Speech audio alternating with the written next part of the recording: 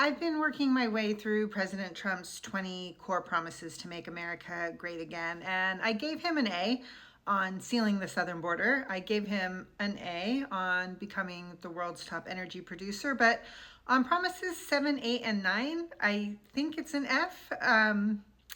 Honestly, I feel like these are ironic, but I'd be curious to know what you think. Promise number 7 is to defend our Constitution, our Bill of Rights, and our fundamental freedoms, including freedom of speech, freedom of religion, and the right to keep and bear arms. But, if you watch the news, Donald Trump kicked the Associated Press out of the White House briefing room and off Air Force One for not using the words he wanted them to use.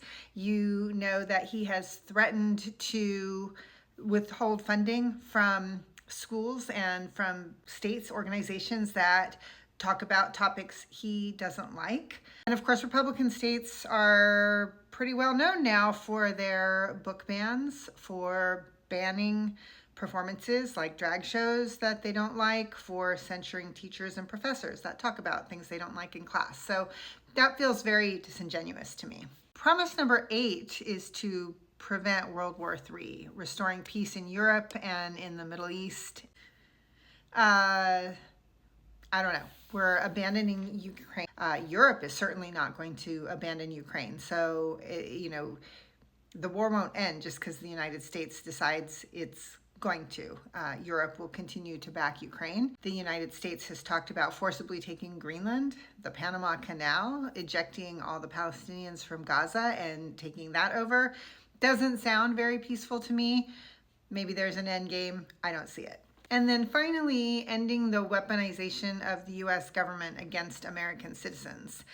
I doubt that people employed in the federal government feel that that is what they are doing. I feel particularly sorry for FBI agents, for veterans, many who might have voted for him, but if those FBI agents were involved in any investigation of Trump, which they might have been ordered to do, they're out. He's really on a witch hunt. He's also trying to divert funds away from blue states towards red states. I mean, just pretty significant weaponization of the federal government, I would say.